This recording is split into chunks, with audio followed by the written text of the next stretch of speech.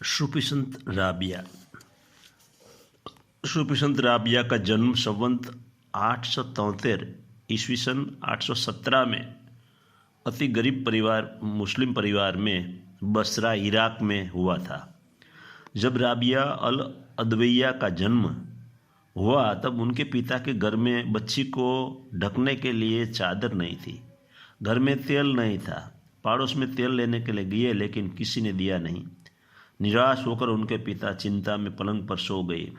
पिता को एक सपना आया जिसमें उनकी यह लड़की हजारों लोगों का गुनाह से मुक्त कर कर खुदा की बंदगी कर रही थी।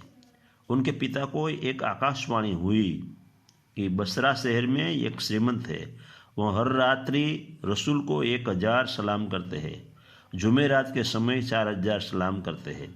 गत रात वह श्रीमंत सलाम करना भूल गए थे। उसके प्रायश्चित के रूप में तुम मेरा संदेश लेकर जाना, तुमको 400 दिनार वो श्रीमंत दे देंगे। अचानक सपना विलीन हो गया। सपना में राबिया के पिता को वह श्रीमंत का नाम ठाम दिया गया था।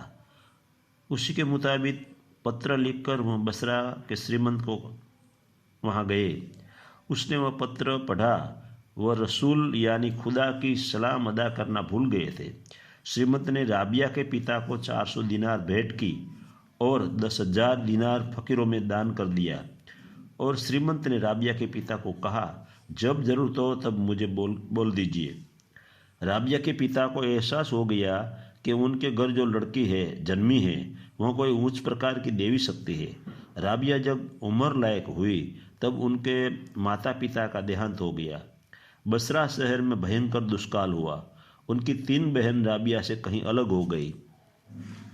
उनके स्नेहीजन ने राबिया को एक दयाहीन व्यक्ति के वहाँ गुलाम की तरह बेच दी। उस समय गुलामी की प्रथा थी। राबिया को जहाँ बेच दिया था वह व्यक्ति क्रूर और जालिम स्वभाव के थे। राबिया के 5 पशु की तरह वो काम लेते थे। देर रात तक काम करना पड़ता था उनको।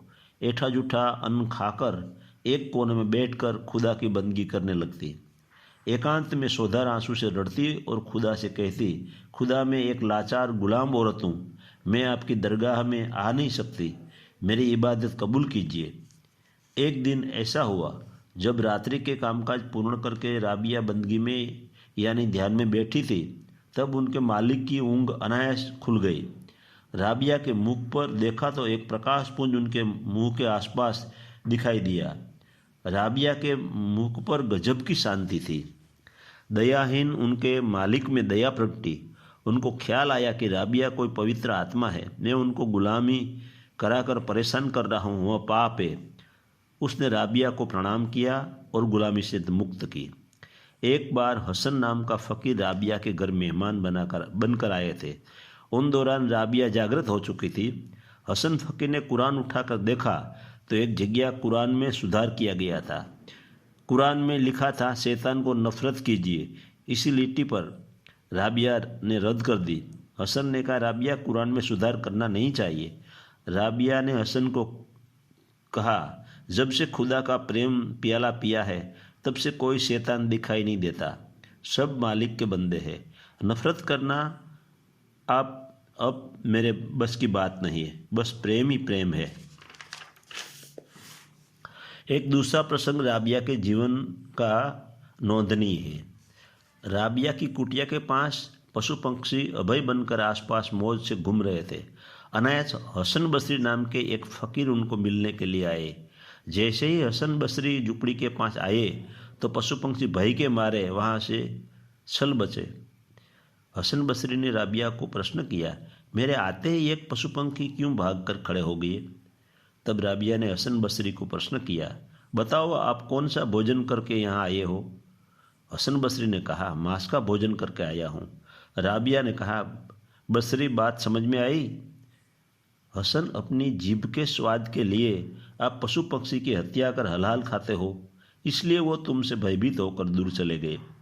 एक बार सालेह आमरी नाम के फ़कीर ने राबिया से ज्ञान चर्चा करते हुए कहा, हम सब ने खुदा का दरवाज़ा खटखटाते रहना चाहिए, तो कभी वो दरवाज़ा खुल जाएगा। राबिया ने हंसते हुए आमरी को कहा, खुदा का दरवाज़ा कब बंद था? वो तो खुला ही है, खटखटाने की बात भी नहीं, जरूरत नहीं है। हमारी आंख बंद है, आंख जब खुले तब ख्याल आए।